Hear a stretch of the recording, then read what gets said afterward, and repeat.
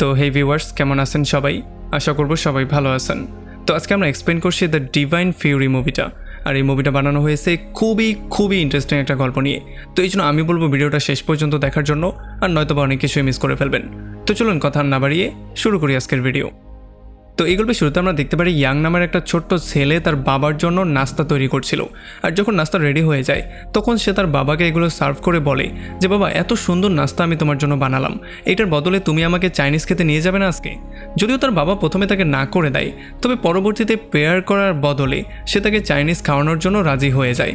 তবে সে তাকে সরাসরি বলে দেয় যে এটার বদলে তুমি গিয়ে মন থেকে প্রেয়ার করবে।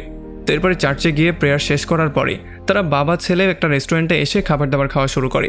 এখানে ইয়াং তার বাবাকে কোয়েশ্চেন করে যে বাবা, চার্চে এটা বলা হলো যে যদি মন থেকে কেউ প্রেয়ার করে তাহলে তার দোয়া গড অবশ্যই কবুল করে, তাহলে তুমি কি মমকে বাঁচানোর জন্য মন থেকে দোয়া করনি? এই জন্য আমার মমের মৃত্যু হয়ে গেছে। তখন তার বাবা একটু চিন্তার মধ্যে পড়ে যায়। তবে একটু পরে সে আবার তাকে বুঝিয়ে বলে যে আমি তো তোমার মাকে বাঁচানোর জন্য দোয়া অবশ্যই করেছিলাম, তবে তোমার মা তোমাকে বাঁচানোর জন্য আরও বেশি করে মন থেকে দোয়া করেছিল, এই জন্য তুমি বেঁচে গিয়েছো আর তোমার মায়ের মৃত্যু হয়ে গেছে। আর এগুলো শোনার পরে ইয়াং একটু বেশি হ্যাপি হয়ে যায়। এরপর তারা সেখান থেকে বাসায় ব্যাক করে। রাতের বেলা আমরা জানতে পারি যে ইয়াংয়ের বাবার নাম হচ্ছে গিয়ে পার্ক, আর সে ট্রাফিক পুলিশে জব করে। আসলে যেহেতু আজকে তার নাইট শিফট ছিল, এই জন্য সে রেডি হয়ে রাতের ডিউটির জন্য বেরিয়ে পড়ে আর ইয়াংকে রেখে যায় তার মায়ের কাছে। এরপরে যখন পার্ক রাস্তায় ডিউটি করছিল তখন সে দেখতে পারে একটা লাল গাড়ি এদিকে আসছে। এই জন্য সে গাড়িটাকে থামায় আর তাদের এখানে চেক করার ট্রাই করে যে সে আসলে ড্রিঙ্ক করে ড্রাইভ করছিল কিনা। তবে যখন তারা গ্লাসটা নিচে নামায় তখন আমরা দেখতে পারি এখানে একটা ছেলে আর একটা মেয়ে ছিল। আসলে তাদেরকে দেখতে খুবই ভয়ানক লাগছিল, তাদেরকে দেখতে ডেমনের মতো লাগছিল, কারণ তাদের চোখগুলো ছিল খুবই লাল রঙের আর তাছাড়া তাদের গালের মধ্যে একটা পোড়া চিহ্নও ছিল। তবে তখনই আমরা দেখতে পারি এই ছেলেটা তার গাড়িটা স্টার্ট করে দেয়, কিন্তু পার্ক যেহেতু গাড়িটা ধরেছিল এই জন্য সে গাড়ির সঙ্গেই পিছলিয়ে সামনের দিকে যাওয়া শুরু করে। আর একটা পর্যায়ে অনেকটা দূরে যাওয়ার পরে সে সেটা ছেড়ে দেয় আর এই জন্য সে অনেক গুরুতর আহত হয়ে যায়। আর যখন এই খবরটা ইয়াং আর তার দাদি জানতে পারে তখন তারা দৌড়ে চলে আসে হসপিটালে তাকে দেখার জন্য। এখানে যখন তার বাবার এই অবস্থা ইয়াং দেখতে পারে তখন তার মনটা খুবই খারাপ হয়ে যায়, এই জন্য সে দৌড়ে চলে আসে পাশের একটা চার্চে। আর এখানে যখন সে প্রেয়ার করছিল তখন সে ফাদারকে দেখতে পারে। আর ফাদার এসে জিজ্ঞেস করে কি হয়েছে তোমার, তুমি কান্না করছো কেন? তখন ইয়ান তাকে জিজ্ঞেস করে যে যদি আমি মন থেকে আমার বাবার জন্য দোয়া করি তাহলে কি গড আমার দোয়া কবুল করবে? তখন ফাদার বলে যে হ্যাঁ, যারা মন থেকে প্রেয়ার করে তাদের দোয়া তো অবশ্যই গড কবুল করে, আর তুমি যেহেতু বাচ্চা তোমার দোয়া আরও আগে কবুল হবে। সো চলো তোমার বাবার জন্য আমিও তোমার হয়ে দোয়া করি। ইয়াং দেখতে পারে তার বাবা পুরোপুরি সুস্থ হয়ে গেছে আর তাকে ভালো ভালো অ্যাডভাইস দিচ্ছে, যেমন তার দাদির সমস্ত কথা সে শুনতে বলে। আর সে তাকে বলে যদি পরীক্ষায় তুমি নাম্বার অনেক কমও পাও তাহলেও কোনো সমস্যা নেই, তবে হ্যাঁ তোমাকে একজন ভালো মানুষ অবশ্যই হতে হবে, আর তাছাড়া দুর্বল মানুষদের পাশে সবসময় দাঁড়াতে হবে আর গরিব মানুষদেরকে সবসময় সাহায্য করতে হবে।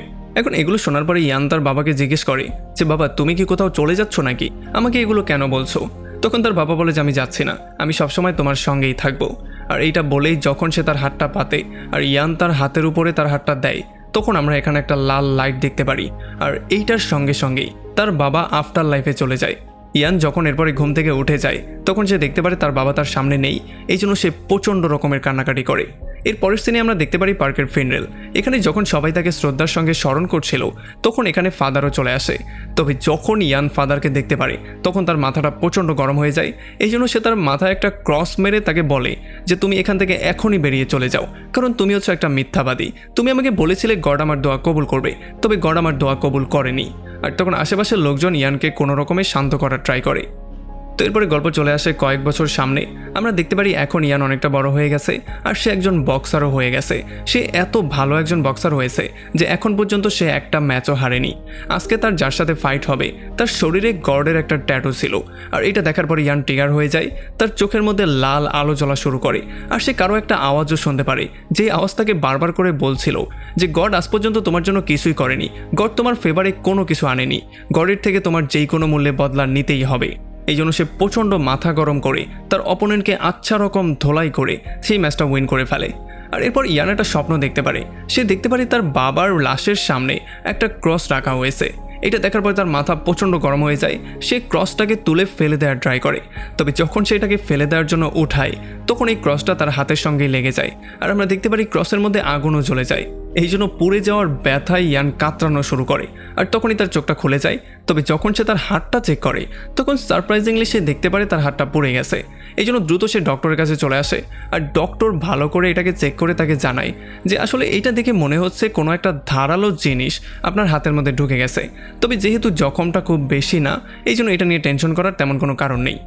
এরপরে যখন সেদিন রাতের বেলায় সে বাসায় এসে শুয়ে পড়ে তখন একটা স্পাইডার ডেমন এসে তার শরীরের মধ্যে ঢোকার ট্রাই করে। এটার জন্য ব্যথায় ইয়ান আবারও কাতরানো শুরু করে। তবে যখন সে চোখটা খুলে ফেলে তখন সে দেখতে পারে আবারও তার হাত দিয়ে রক্ত বেরোচ্ছে। এই জন্য পরদিন সকালবেলা সে আবারও ডক্টরের কাছে চলে আসে আর তার ব্লাডের কয়েকটা টেস্ট করানোর জন্য স্যাম্পল দিয়ে যায়। এরপরে যখন ইয়ান একটা গাড়ি দিয়ে বাসার দিকে যাচ্ছিল তখন গাড়ির ড্রাইভার তার ভাতিজি সম্পর্কে তাকে বলা শুরু করে। সে বলে যে আমার ভাতিজি খুবই সুস্থ সবল ছিল, তবে হঠাৎ করেই একটা সময় সে উল্টাপাল্টা স্বপ্ন দেখা শুরু করে। এই জন্য সে কোনোভাবেই ঘুমাতে পারছিল না। এই জন্য আমরা ডক্টরও দেখিয়েছিলাম, তবে ডক্টর বলেছিল চিন্তা করার কোনো কারণ নেই। তবে এর কিছুদিন পরে তার চুলগুলো পড়া শুরু করে দেয় আর নাক মুখ দিয়ে রক্ত বের হওয়া শুরু হয়ে যায়। এটার জন্য তার অবস্থা আস্তে আস্তে করে খারাপ হয়ে যাচ্ছিল। আমরা ডক্টর বারবার করেই দেখিয়েছিলাম, তবে ডক্টর কোনোভাবেই তার রোগ ধরতে পারছিল না। এই জন্য কেউ একজন আমাদেরকে পরামর্শ দিল যাতে করে আমরা একজন ফকিরকে তাকে দেখাই। আর যখন আমরা সেই ফকিরের কাছে যাই তখন সে আমাদেরকে বলে যে তার উপরে একটা খারাপ জিন আসর করেছে, সো 10 দিন ধরে একটা রিচুয়াল করতে হবে, তারপরেই হয়তো সে যেতে পারে। তবে আমার ফ্যামিলি মেম্বাররা এটাকে খুব বেশি একটা সিরিয়াসলি নিচ্ছিল না। এই জন্য একটা পর্যায়ে গিয়ে আমার ভাতিজি ব্লাইন্ডই হয়ে যায়। এরপর তার চোখের আলোটা ফিরিয়ে আনার জন্য আমরা একটা রিচুয়াল পারফর্ম করি আর এই রিচুয়াল করার পরে ফাইনালি সে তার চোখের আলো ফিরে পেয়ে যায়। তবে ইন্টারেস্টিংলি সে এখন আর জীবিত মানুষদেরকে দেখতে পারে না, সে দেখতে পারে শুধুমাত্র মৃত মানুষদের আত্মাগুলোকে। আর এখন সে নিজেই একজন ফকির হয়ে গেছে। আর যদি আপনার এই সমস্ত ব্যাপারগুলোতে বিশ্বাস না হয় তাহলে আমি চাইলে তার সঙ্গে আপনাকে মিলিয়ে দিতে পারি। তবে ইয়ান তার সাথে কোনোভাবেই দেখা করতে চায় না, কারণ তার মনে হয়েছে এগুলো ফালতু একটা জিনিস। তবে রাতের বেলায় যখন সে গিয়ে আবারও ঘুমিয়ে পড়ে তখন সে উল্টাপাল্টা কিছু স্বপ্ন দেখতে পারে। সে প্রচণ্ড ব্যথা অনুভব করা শুরু করে আর তার হাত দিয়ে রক্ত পর্যন্ত বের হওয়া শুরু হয়।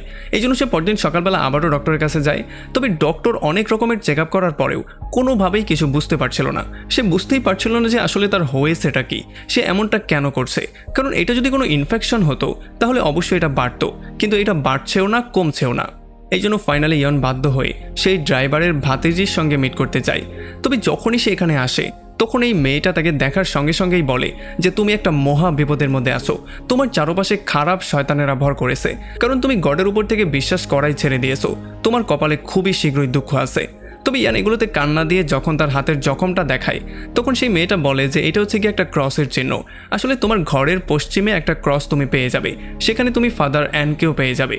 আর যদি তুমি তার কাছে যাও তাহলে সে চাইলে তোমাকে সাহায্য করলেও করতে পারে। আর এরপর যখন রাতের বেলায় সে সেখানে চলে যায় তখন অনেক অনেক কাক এসে তার উপরে আক্রমণ করা শুরু করে। আর এগুলোর থেকে বাঁচার জন্য ইয়ান কোনো রকমে গাড়ির মধ্যে গিয়ে লুকিয়ে পড়ে। আর তখন এদিকে আমরা দেখতে পারি ফাদার আন তার একজন অ্যাসিস্ট্যান্টকে নিয়ে একটা ভয়ঙ্কর রোগের চিকিৎসা করছিল। তবে একটু পরে প্রচণ্ড রাগ করে সেই রোগী এসে ফাদার আনের উপরেই আক্রমণ করে দেয়। আর এই রোগীর থেকে বাঁচার জন্য ফাদার আন তার পবিত্র আংটিটা খুলে যখন তার ফেসের মধ্যে চেপে ধরে তখন এই শয়তানটা প্রচণ্ড ব্যথা অনুভব করা শুরু করে। এই জন্য সে ফাদার আনকে ছেড়ে দেয়। আর এরপর সে গিয়ে তার অ্যাসিস্ট্যান্টের উপরে আক্রমণ শুরু করে দেয়। সে তাকে ধোলাই করার পরে তার উপরে রক্ত বমি করে দেয়। আর এরপর সে চলে আসে তার ভয়ঙ্কর মনস্টার রূপে। আর এইটা দেখার পরে তার অ্যাসিস্ট্যান্ট প্রচণ্ড ভয় পেয়ে সেখান থেকে পালিয়ে যায়। এখন যেহেতু এখানে ছিল শুধুমাত্র ফাদার আন, এই জন্য সে এসে ফাদার আনের উপরেই আক্রমণ করার সিদ্ধান্ত নেয়। আর যখন সে গলা টিপে তাকে মেরেই ফেলছিল তখন একেবারে শেষ মুহূর্তে এখানে ইয়ান এসে ফাদার আনকে সেভ করে ফেলে। আর সেই শয়তানটার সাথে মারামারি পর্যন্ত করা শুরু করে।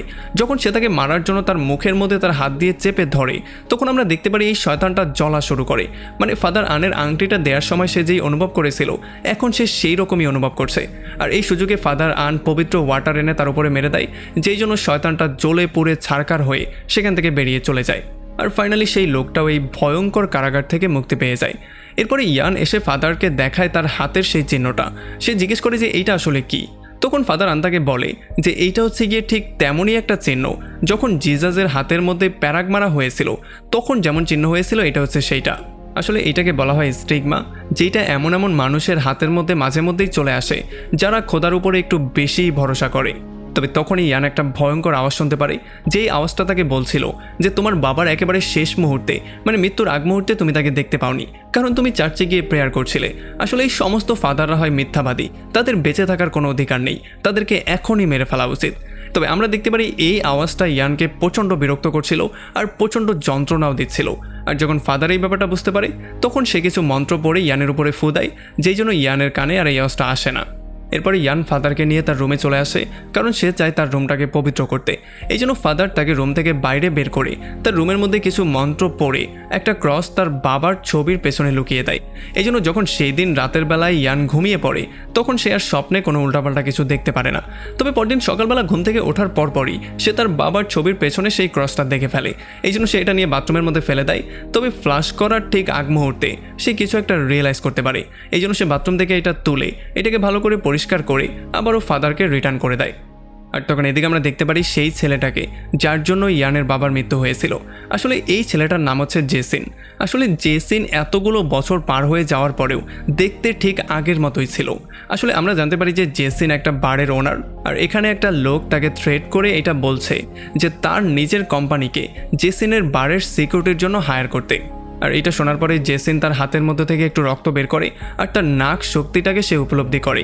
এটার জন্য সে সামনের লোকটা সম্পর্কে অনেক কিছুই জেনে যায়। আর এরপর সে তাকে বলা শুরু করে যে তুমি ডিভাইনের সাথে কাজ করো না, সে আসলে জুয়ায় অনেক টাকা লস করেছে। এই জন্য খুব শীঘ্রই সে তোমার কোম্পানিটাকে বিক্রি করে সমস্ত টাকাগুলো নিয়ে থাইল্যান্ডে পালিয়ে যাওয়ার প্ল্যানিং করছে। আর যদি তোমার আমার কথায় বিশ্বাস না হয় তাহলে তুমি তাকে কল দিয়ে দেখতে পারো, সে এখন এই ব্যাপারটা নিয়ে মিটিং করছে। আর এটার জন্য সেই লোকটা যখন তাকে কল দেয় তখন সে দেখতে পারে সে কলটা পিক করছে না, আসলে সে ব্যস্ত ছিল। আর এই ব্যাপারটার জন্য সে প্রচণ্ড রাগ হয়ে জেসিনের গলায় ছড়ি ধরে তাকে বলে যে যদি তুমি একটা কথাও মিথ্যা কথা বলো তাহলে আমি পরবর্তীতে এসে তোমাকে এখানেই খুন করব। আর এরপরে যখনই সেই লোকগুলো সেখান থেকে বেরিয়ে চলে যায় তখনই জেসিন চলে আসে তার শয়তানের পূজা করার জন্য। এখানে সে শয়তানের নামে কিছু রিচুয়াল করে আর সেই লোকটার মাধ্যমে ডিভানকে সেখানে শেষ করে দেয়। আর এরপর সে তার শয়তানের পুজো করে কিছু স্পেশাল পাওয়ারের মাধ্যমে সেই লোকটার বুকের মধ্যেও কয়েকবার আক্রমণ করে, যেই জন্য সেই লোকটারও সেখানে মৃত্যু হয়ে যায়।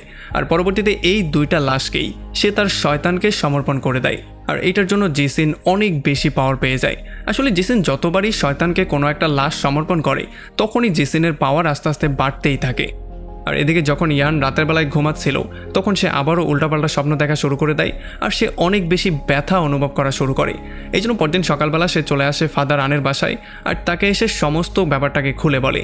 এগুলো শোনার পরে ফাদার আন পপের দেয়া একটা স্পেশাল মালা তার ঘরের মধ্যে রাখার জন্য বলে। আর এরপর সে তাকে কোয়েশ্চেন করে যে তুমি আসলে গডে বিশ্বাস কেন করো না। আর তখন ইয়ান তাকে তার বাবার সেই ঘটনাটা বলে যে কিভাবে সে বারবার করে দোয়া করার পরেও গড তার বাবাকে তার থেকে কেড়ে নিয়েছিল, সে তার বাবাকে তাকে ফিরিয়ে দেয়নি। আর এগুলো শোনার পরে ফাদার আন তাকে বলে যে জানো আমার একজন গুরু ছিল যে নিজের হাত দিয়ে আমাকে শয়তান ভাগানো শিখিয়েছে। তবে কিছুদিন পরেই একটা ভয়ঙ্কর রোগে তার মৃত্যু হয়ে গিয়েছিল। এটা হওয়ার পরে আমি বারবার করেই চিন্তা করছিলাম যে গড কি করে এতটা নির্মম হতে পারে, এত ভালো একটা মানুষকে সে কি করে পৃথিবী থেকে নিয়ে যেতে পারে। আর যখন এই ব্যাপারটা আমি পোপকে জিজ্ঞেস করেছিলাম তখন পোপ আমাকে সরাসরি বলেছিল যে সব কিছুই হচ্ছে গডের ইচ্ছা। আসলে যত খারাপ কিছুই হয় সেগুলোর পেছনেও ভালো কিছু লুকিয়ে থাকে, যেটা আমরা তখন দেখতে পারি না, হয়তো ভবিষ্যতে গিয়ে আমরা সেটা দেখতে পারবো। আর এরপরে ফাদার এখান থেকে উঠে পড়ে আর আমরা জানতে পারি ফাদার একটা রোগী দেখার জন্য একটা জায়গায় যাবে। এই জন্য ইয়ান তাকে গাড়িতে করে ড্রপ করে দেওয়ার সিদ্ধান্ত নেয়। তবে গাড়িতে সে ফাদার আনের সাথে কথাবার্তা বলা শুরু করে আর সে তাকে জিজ্ঞেস করে যে আপনার অ্যাসিস্ট্যান্ট কোথায়, কারণ আপনি একা যদি সেখানে যান তাহলে সে আপনার উপরে আক্রমণ করতে পারে আর যে কোনো সময় আপনার মৃত্যু পর্যন্ত হয়ে যেতে পারে। তখন ফাদার আন তাকে বলে যে যদি এমনটা হয়েও যায় তবুও গড এটার পেছনে ভালো কিছুই লুকিয়ে রাখবে। আর এটা বলে যখন ফাদার আন সেখান থেকে বেরিয়ে চলে যায় তখন আমরা দেখতে পারি এগুলো শোনার পরে ইয়ান কিছু একটা ফিল করতে পারে আর সে ফাদার আনের মধ্যে তার বাবার একটা ঝলক দেখতে পারে। এই জন্য সে ফাদার আনকে সেভ করার জন্য সে নিজেই তার অ্যাসিস্ট্যান্ট হয়ে যাওয়ার সিদ্ধান্ত নেয়। তবে ইয়ান তার হাতের মধ্যে একটা গ্লাভস পরে নেয় যাতে করে তার হাতের এই চিহ্নটার সাহায্যে সে কোনো ক্ষতির সম্মুখীন না হয়। এখন যখন তারা রুমের মধ্যে যায় তখন আমরা দেখতে পারি খুবই কিউট দেখতে একটা মেয়ে ফোনে কারোর সাথে কথাবার্তা বলছিল। তবে তার মা ফাদারদেরকে বলে যে আসলে সে হচ্ছে ভয়ঙ্কর একজন মনস্টার যে কিনা আমার মেয়ের শরীরের মধ্যে ঢুকে গিয়েছে। তবে তাকে দেখতে খুবই স্বাভাবিক ও সহজ বলেই মনে হচ্ছিল। এরপরে যখন ফাদার গিয়ে বারবার করে সেই শয়তানটাকে বাইরে আসতে বলছিল তখন সেই শয়তানটা কোনোভাবেই বাইরে আসছিল না। উল্টো এই মেয়েটা ফাদারকে বলে যে আমার মা প্রচণ্ড ডিপ্রেশনের মধ্যে আছে, এই জন্য সে উল্টাপাল্টা অনেক কিছুই দেখতে পাচ্ছে, যেই জন্যই আপনাদেরকে ডেকে এনেছে। আসলে আমার মধ্যে শয়তান টয়তান কিছু নেই। এখন আমরা দেখতে পারি ফাদার ক্রস দিয়ে সেই মেয়েটাকে চেক করার ট্রাই করে, তার পবিত্র আংটিটাও সেই মেয়েটার শরীরে টাচ করায়, তবে এই মেয়েটার কোনো ক্ষতি তো হয়ই না এবং তার শয়তানটাও কোনোভাবে বেরিয়ে আসে না। আর এই সমস্ত ব্যাপারগুলো দেখার পরে ফাইনালি ইয়ান বুঝতে পারে যে আসলে এই মেয়েটাই সত্যি কথা বলছে, তার মা হয়তো বা কোনো একটা ঘোরের মধ্যে আছে। তবে ফাদার এই কথাটা একেবারে মানতে চায় না, সে বিশ্বাস করছিল যে এইটা খুবই চালাক একটা শয়তান যে কিনা এত সহজে আমাদের সামনে আসবে না।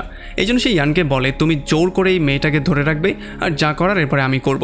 এরপরে ইয়ান গিয়ে জোর করে সেই মেয়েটাকে বিছনার সাথে ধরে ফেলে আর এরপরে ফাদার হোলি ওয়াটার তার মুখের মধ্যে ঢুকিয়ে দেয়। আর এগুলো যাওয়ার পরপরই আমরা দেখতে পারি এই মেয়েটার মুখ দিয়ে ধোঁয়া বের হওয়া শুরু হয়ে যায় আর সে রক্ত বমি করা শুরু করে। এরপরে শয়তান তার পাওয়ারে চলে আসে আর সে তার পাওয়ার ইউজ করা শুরু করে। সে ফাদারকে ধাক্কা দিয়ে দেয়ালের মধ্যে নিয়ে আছাড় মারে। আর যখন ইয়ান এটা দেখার পরে সেই মেয়েটাকে কন্ট্রোল করতে তার উপরে গিয়ে উঠে, তখন সেই মেয়েটা তাকে নিয়ে সোজা সিলিংয়েই চলে যায়। আর যখন সে তার চোখের দিকে তাকায় তখন ইয়ানের দুর্বলতাটাও সে দেখতে পারে। এই জন্য সে ইয়ানের বাবাকে নিয়ে উল্টাপাল্টা অনেক কিছু বলা শুরু করে, যেই জন্য ইয়ানের প্রচণ্ড রাগ চলে আসে আর সে প্রচণ্ড শক্তি দিয়ে এই মেয়েটাকে নিয়ে খাটে এনে ফেলে তার গলা টিপে তাকে মারার ট্রাই করে। তবে তখন ফাদার আনেসে তাকে বারবার করে থামানোর ট্রাই করে, কারণ এমন করে গলা টিপে ধরলে সেই শয়তানের মৃত্যুটা তো হবেই না, বরং এই মেয়েটার মরে যাওয়ার সম্ভাবনাই সবচেয়ে বেশি। এই জন্য সে কোনো রকমে ইয়ানকে থামিয়ে ফেলে। তবে ইয়ান প্রচণ্ড রাগ করে তার গ্লাভসটা খুলে সেই হাতটা যখন সেই মেয়েটার মাথায় রাখে, তখন ফাদার গিয়ে তার উপরে হোলি ওয়াটার ঢেলে দেয়। আর এইটার জন্য এই মেয়েটার মাথায় আগুন জ্বলা শুরু করে। এই জন্য সেই শয়তান এগুলো সহ্য করতে না পেরে এই মেয়েটার শরীর থেকে বেরিয়ে চলে যায়। তবে তখন এদিকে আমরা দেখতে পারি জেসিন নামের সেই ছেলেটার চোখ দিয়ে রক্ত বেরোচ্ছিল। আর তখন এদিকে ফাদার সেই মেয়েটার রুমের মধ্যে জেসিনের সাথে মেয়েটার ছবি দেখতে পারে। আর যখন সে তার মাকে এগুলো জিজ্ঞেস করে তখন তার মা বলে যে আজকাল জেসিনের সাথেই আমার মেয়ে নানান জায়গায় হ্যাং আউট করছে। আর তখন আমরা দেখতে পারি এই মেয়েটার চোখ দিয়ে রক্তের পানি পড়ছে। আসলে জেসিন তার উপরে কালো জাদু করছিল, এই জন্য এই মেয়েটার মুখ দিয়েও রক্ত বের হওয়া শুরু হয়ে যায় আর সে প্রচণ্ড যন্ত্রণা অনুভব করা শুরু করে। তবে তখন ফাদার আন কিছু মন্ত্র পড়ে এই মেয়েটাকে কোনো রকমে সুস্থ করে দেয়।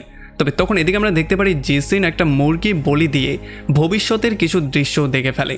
আর এরপর সে চলে আসে একটা অনাথ বাচ্চার কাছে আর সে তাকে আশ্রয় দেওয়ার বাহানা করে তাকে তার কন্ট্রোলে নিয়ে নেয়। আর এরপর সে চলে আসে ইয়ানের সাথে মিট করতে আর সে তাকে তার একটা মিথ্যা পরিচয় দেয়। সে বলে আমি হচ্ছি ফাদার আনের সেই অ্যাসিস্ট্যান্ট যাকে তুমি সেদিন পালিয়ে যেতে দেখতে পেয়েছিলে। আসলে আমার হাতের মধ্যে স্টিগমা টাইপ আছে। আসলে ফাদার আন কোনো ভালো মানুষ না, সে আমাকে তার স্বার্থের জন্য সবসময় ইউজ করতো, সে এখন পর্যন্ত আমাকে ইউজ করতে চায়।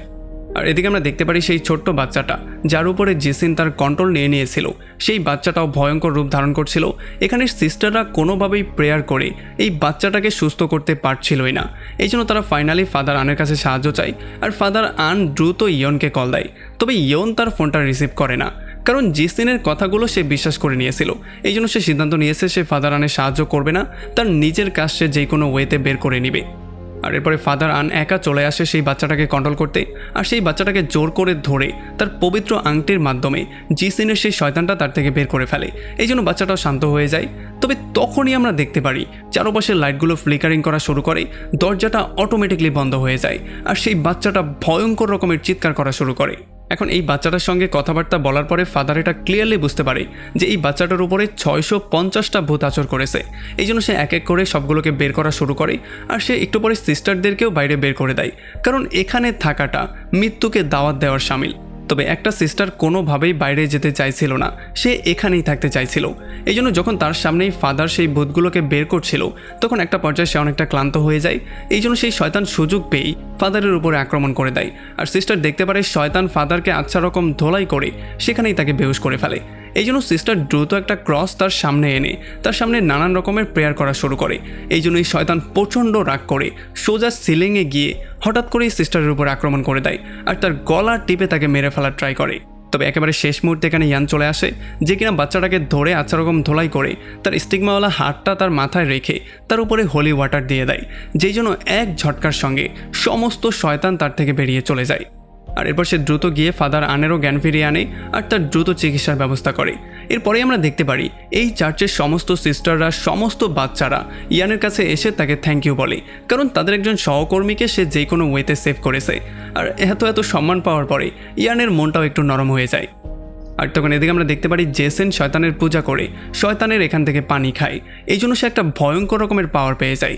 পাওয়ারটা ছিল তার শরীর তো এখানেই থাকবে, তবে একটা ছায়া অন্যদিকে সে পাঠাতে পারবে। সে ছায়াটা পাঠিয়ে দেয় সেই বাচ্চাটার কাছে, যেই ছায়াটা গিয়ে সেই বাচ্চাটাকে খুন করে ফেলে। আর এরপর এই বাচ্চার আত্মাটা সে শয়তানের কাছে সমর্পণ করে দেয়। এটার পুরস্কার হিসেবে শয়তান তাকে একটা স্পেশাল চাকুও দিয়ে দেয়। আর যখনই ফাদার আন ও ইয়াং এই ব্যাপারটা জানতে পারে তখন তারা দৌড়ে চলে আসে সেই বাচ্চাটাকে দেখার জন্য হসপিটালে। আর মর্গে গিয়ে যখন তার লাশটা দেখে তখন এমন অবস্থা দেখার পরে তারা খুবই আপসেট হয়ে যায়। আর যখন তার লাশের জন্য তারা প্রেয়ার করা শুরু করে তখনই আমরা দেখতে পারি চারপাশের লাইটগুলো ফ্লিকারিং করা শুরু করে। আর তখন ইয়ান এখানে জেসিনকেও দেখতে পারে, এই জন্য সে তাকে ধরার জন্য তাকে ফলো করা শুরু করে। আর তখন এদিকে সেই মৃত বাচ্চাটাই বারবার করে ফাদারকে বলা শুরু করে যে ফাদার আমার খুবই কষ্ট হচ্ছে, আমাকে এটার মধ্য থেকে বের করুন, আমার মধ্যে আরও একটা জিনিস লুকিয়ে আছে। এগুলো শোনার পরে ফাদারের মনটা খুবই নরম হয়ে যায়, এই জন্য সে তাকে জড়িয়ে ধরে। আর তখন আমরা দেখতে পারি পেছন থেকেই জেসিন এসে ফাদারের উপরে আক্রমণ করে দেয়। আর যখন ফাদারের চিৎকার শোনার পরে ইয়ান দৌড়ে আবারও এই জায়গায় চলে আসে তখন সে দেখতে পারে অলরেডি জেসিন ফাদারের গলার মধ্যে ছুরি ধরে আছে। এখন জেসিন তাকে বলে যে যদি তুমি বাড়াবাড়ি করার ট্রাই করো তাহলে আমি ফাদারকে মেরে ফেলবো, আমি ফাদারের জীবনটাও দিয়ে দিব আর তোমার হাতটাকেও ঠিক করে দিতে পারবো, তবে আমার একটা শর্ত আছে, তুমি কখনোই গডের উপরে বিশ্বাস করতে পারবে না। আর ফাদার আনের জীবনটাকে সেভ করার জন্য ইয়ান এই শর্তে রাজিও হয়ে যায়, যদিও ফাদার আন এমনটা কোনোভাবেই চাইছিল না। এই জন্য সে ইচ্ছা করে জেসিনের ছুরিটা তার গলার মধ্যে ঢুকিয়ে দেয়। আর এটা দেখার পরে জেসিন প্রচণ্ড রাগ করে সেখান থেকে চলে যায়। আর এরপরে ফাদার আন ইয়ানকে বলে দ্রুত গিয়ে ফাদার জোয়ের সাথে মিট করতে। এই জন্য ইয়ান দ্রুত ফাদার আনের বডিটাকে নিয়ে চলে আসে ফাদার জোয়ের কাছে। আর এখানে ফাদার জোয়ে তার উপরে পবিত্র পানি দিয়ে কিছু মন্ত্র পড়া শুরু করে। আর এগুলো দেখার পরে এতগুলো বছর পরে ইয়ান ফাইনালি আবারও চার্চে চলে আসে। আর সে গডের কাছে প্রেয়ার করা শুরু করে যাতে করে সে ফাদার আনকে নিয়ে না যায়, কারণ ফাদার আনের কোনো দোষ ছিল না, সে সম্পূর্ণ নির্দোষ। আর এতে করে আমরা দেখতে পারি ফাদার আনও জ্ঞান ফিরে পেয়ে যায়। তবে যখন সে এসে এই ব্যাপারটা দেখতে পারে তখন সে ফাদার আনকে এখানে রেস্ট নেওয়ার জন্য বলে। তবে ফাদার আন তার হাতের মধ্যে তার পবিত্র আংটিটাকে দিয়ে তাকে এটা তার কাছেই রেখে দেওয়ার জন্য বলে।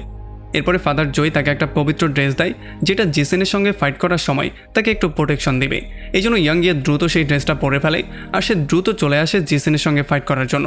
এখানে অলরেডি জেসনের লোকজন তার জন্যই ওয়েট করছিল, তারা তাকে একটু ধোলাই করতে চায়। তবে যেহেতু সে ছিল একজন ভয়ঙ্কর রকমের বক্সার, এই জন্য তার সামনে খুব বেশিক্ষণ কেউ টিকতে পারছিল না। সে এক এক করে তাদের সবাইকে ধোলাই করা শুরু করে। এরপর সে তার হাতের মধ্যে পবিত্র পানি দিয়ে এক এক করে সেই সমস্ত লোকজনের মাথার মধ্যে দিয়ে দেয়, যেই জন্য তারা সবাই পুড়ে ছারকার হয়ে তাদের বডি থেকে শয়তানগুলো বেরিয়ে চলে যায়। আর এরপরে যখন সে বেসমেন্টে জেসিনের কাছে যাওয়া শুরু করে তার আগেই আমরা দেখতে পারি জেসিন অলরেডি নিজেকে শয়তানের কাছে সমর্পণ করে দিয়েছিল। সেই শয়তানের থেকে যেই চাকুটা পেয়েছিল সেইটা দিয়েই সে তার হার্টের মধ্যে অনেকবার আঘাত করে। আর এরপর সে শয়তানের পানির মধ্যেই সেখানে পড়ে যায়। আর যখনই ইয়ান এখানে আসে তখন এই পানির মধ্যে একটা বিশাল বড় ব্লাস্ট হয়ে যায়। এরপরে আমরা দেখতে পারি শয়তানের হাত পানি থেকে বেরিয়ে আসছে। আসলে আমরা দেখতে পারি এইটা ছিল জেসিনই, যে কিনা এখন নিজেই একজন ভয়ঙ্কর শয়তান হয়ে গেছে। এখন জেসিন হয়ে গেছে খুবই ভয়ঙ্কর আর সে হয়ে গেছে খুবই পাওয়ারফুল। তার সাথে ফাইট করাটা হবে ইম্পসিবল একটা ব্যাপার। তবে তবুও ইয়ান তার সঙ্গে ফাইট করার ট্রাই করে আর সুযোগ পেয়ে সে তার হাতটাও তার মাথার উপরে রাখে। তবে এতে করে জেসিনের উপরে কোনো প্রভাব পড়ে না। উল্টো আমরা দেখতে পারি সুযোগ পেয়ে জেসিন তার ঘাড়ের মধ্যে একটা কামড় দিয়ে দেয়, যেই জন্য ইয়ানের শরীর আস্তে আস্তে করে ট্রান্সফর্ম হওয়া শুরু হয়ে যায়। তার অবস্থা খুবই খারাপ হয়ে যায়, তার মুখটা আস্তে আস্তে কালো হওয়া শুরু করে। আর যখন সে এগুলো সহ্য করতে না পেরে বেহুশ হয়ে যায় তখনই স্বপ্নে সে তার বাবাকে দেখতে পারে। তার বাবা তার কাছে আসে, এই জন্য সে এসে তাকে জড়িয়েই ধরে। তবে তার বাবা তার হাতটা তার হাতে রেখে বলে যে আমি সবসময় তোমার সঙ্গে আছি, এইটা কোনোভাবেই ভুলে যাবে না। আর এটা বলার পরে ইয়ানের চোখটা খুলে যায় আর আমরা দেখতে পারি তার যেই হাতে ঘা ছিল সেই হাতটা আগুনের মতো জ্বলা শুরু করে। সেই হাতটা দিয়ে জেসিনের উপরে একটা ভয়ঙ্কর পাঞ্চ করে, যেই জন্য তার অবস্থা খুবই খারাপ হয়ে যায়। তবে সেও কোনোভাবে হার মানতে চাইছিল না। তারা একে অন্যের সাথে ভয়ঙ্কর রকমের মারামারি করছিল, যেই জন্য তারা দুজনেই খুবই বেশি আহত হয়ে যায়। তবে কেউই কারো কাছে হার মানতে চাইছিল না। আর একেবারে লাস্টে ইয়ান একটু বুদ্ধি করে ফাদার আনের দেয়া সেই আংটিটাকে তার হাতের মধ্যে নিয়ে ভয়ঙ্কর রকমের একটা পাঞ্চ জেসিনের বুকে করে, যেই জন্য জেসিনের অবস্থা প্রচণ্ড খারাপ হয়ে যায়। সে কোনোভাবেই আর উঠে দাঁড়াতে পারছিল না। এরপর সে জেসনকে মেরে তার শরীর থেকে সেই শয়তানের ছুরিটা বের করে ফেলে আর এটাকে পুরোপুরি পুড়িয়ে ফেলে। তবে যখনই এরপর সে চলে যাওয়ার ট্রাই করছিল তখন আমরা দেখতে পারি সেই শয়তানি পুকুর থেকে অনেক অনেক ভয়ঙ্কর রকমের হাত বাইরে আসে, যেগুলো কিনা জেসনের শরীরটাকে টেনে একেবারে আবারও পুকুরের মধ্যে নিয়ে যায়। আর এরপর যখন ইয়ান দৌড়ে ফাদার আনের কাছে চলে আসে তখন সে দেখতে পারে ফাদার আন এখন অনেকটা সুস্থ হয়ে গেছে। আসলে যেহেতু জেসনের মৃত্যু হয়ে গেছে এই জন্য তার জাদুগুলোও কাজ করা বন্ধ করে দিয়েছে, আর ফাদার আনের যে জখম ছিল সেটাও এখন পুরোপুরি ঠিক হয়ে গেছে। এইটা দেখার পরে ফাইনালি ইয়ান একটা দীর্ঘশ্বাস নেয়, আর এরপর সে গিয়ে ফাদার আনকে জড়িয়ে ধরে, আর ফাদার আনও তাকে তার ছেলের মতো করেই জড়িয়ে ধরে। আর এগুলোতে ইয়ান একটু বেশি ইমোশনাল হয়ে যায়। আর এরপর থেকে তারা দুজন বাবা ছেলের মতোই একসাথে থাকা শুরু করে, সমস্ত কিছু একসাথে করা শুরু করে। আর এমনই একটা ইন্টারেস্টিং পয়েন্টে এই পুরো মুভিটা এখানেই শেষ হয়ে যায়। তো আমাকে কমেন্ট করে জানান কেমন লাগলো ভিডিও। যদি ভালো লাগে তাহলে অবশ্যই একটা লাইক করবেন, আর যদি এখনও আমাদের চ্যানেলটা সাবস্ক্রাইব করে না থাকেন তাহলে প্লিজ করে ফেলুন। তো আমাদের দেখা হবে অন্য কোনো ভিডিওতে অন্য কোনো একদিন। Till then, take care.